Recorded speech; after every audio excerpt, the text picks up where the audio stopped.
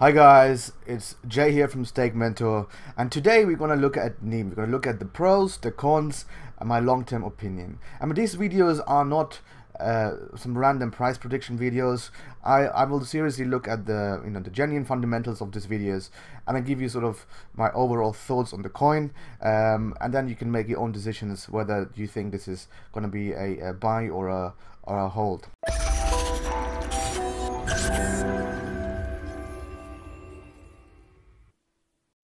So NEM trading as ZEM. Let's have a look at the pros. So the pros is, it's built on Java and adapting C++, which means it's Java is obviously a mainstream programming language, and it's more readily available for businesses or users over Ethereum. And Ethereum, as they use their own programming language, so I think that's a big plus going forward. It can currently handle around 3,000 transactions per second, and the development team is working very hard. And as we know, transactions per second is one of the major issues when it comes to cryptocurrencies, or in particular Bitcoin. Then looking at the capped currency volume, essentially the team decided to reduce the inflationary pressures and cap the currency volume at 8.9999999 billion. And then another factor as well is, if you think at other very popular coins like Tron or particularly Bitcoin, you can see that their market and trading liquidity is very high, which means the price fluctuations tend to be much higher as well. Whereas with NEM, the market and trading liquidity is relatively stable, so the price movements are not as drastic as you see with Ripple going up to to all-time high of $3.40 and then coming back to around 80 cents. In terms of the location, another really interesting pro for myself, it's based in Japan. Unlike other countries which are trying to regulate more or stamp down exchanges, Japan has been a big supporter of cryptocurrency, and NEM based in Japan will give it hopefully long-term advantage over other countries. It's not a big advantage, and this goes back to my first point. They have a huge focus on the development side, so they've put a huge budget for the development team to advance and learn and grow the technology very quickly. You see a lot of coins who focus a lot on marketing. NEM seems to focus more on development side of things. I really like that. They've also recently introduced a thing called namespace, essentially which is similar to a domain system, allowing businesses to have sort of NEM domains and subdomains. I also like the fact that they use the proof of importance model. The proof of importance, as compared to the proof of work, requires not hardware for mining purposes, and longer term, if you look at the energy consumptions of let's say proof of work mining, which is Bitcoin is using, it's not sustainable. Their own wallet, I mean, a lot of coins have their own wallet, but if I compare apologies, a little bit of cold going on, but if you compare for instance IOTA's wallet, which is still in very early stage and doesn't really work, there's a lot of bugs, it's difficult to get your IOTA out, and you look at NEM's wallet, you can see it's very smooth, very fun, technically very strong and very easy to use. Another thing I like about them, if you start mining, you start mining with 10,000 XEM coins, which I think is a very interesting advantage or incentive for people to get involved in this coin.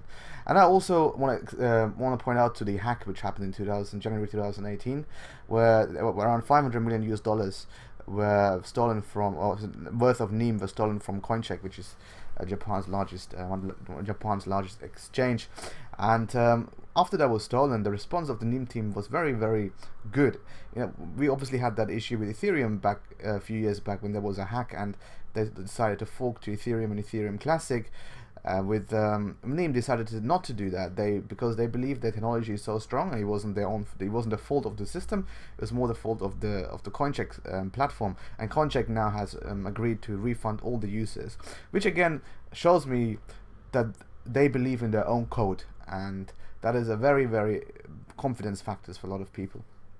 And what about the cons? You can see it's not as high as my pros. So it lacks a bit of the flexibility of Ethereum, and Ethereum obviously has now achieved mainstream adoption, with a lot of, or mainly used as the go-to platform to issue tokens. and it's difficult for people. I can't, it's some people find it difficult for people to potentially switch over to a NEM, which also leads to my second point around the marketing and community. Even though they have a huge budget on the development fund, which I think is a great thing. However, if you look at the marketing and the community behind it, it's not as strong as some of the other coins. Especially the community factor is so important in this industry. If you look at, for instance, IOTA, they have an incredible community behind it, big supporters, whereas NEM seems to be more undercover, and the marketing focus isn't there. So my overall conclusion is, it is still in the shadows, and has been in the shadows for a long time. And if you look at Japan, is still, the Cardano is still regarded as more of a mainstream adoption, or potential mainstream adoption, depending on what they develop in the future. So that's one factor. Secondly, the success, it speaks for itself, depends on how many partnerships are they able to achieve. What about mass adoption? How effective is going to be the marketing team to go out to the market and get solid partnerships in place, and that's going to be a huge factor in the success. So, and which overall leads me to my conclusion: technologically very strong. Marketing is a bit lacking, but still it's the fundamentals are very strong, and would be an interesting coin to hold in the long term. And if they are able to get the marketing in place and get the partnerships going and people using a NEM, I think this could be a very interesting long-term player, frankly, because fundamentally, from the development point of sight or technological point of sight, they're very strong. I hope you find this video useful. Every day, or not every day, but many times throughout the week, I will post coin reviews on interesting coins, ranging from new coins which were released very recently, or to top 100 coins. And I will give you my pros, my cons, my long-term view. And if you think this is useful, I would really appreciate it if you if you could subscribe to my channel. In that sense, see you guys soon.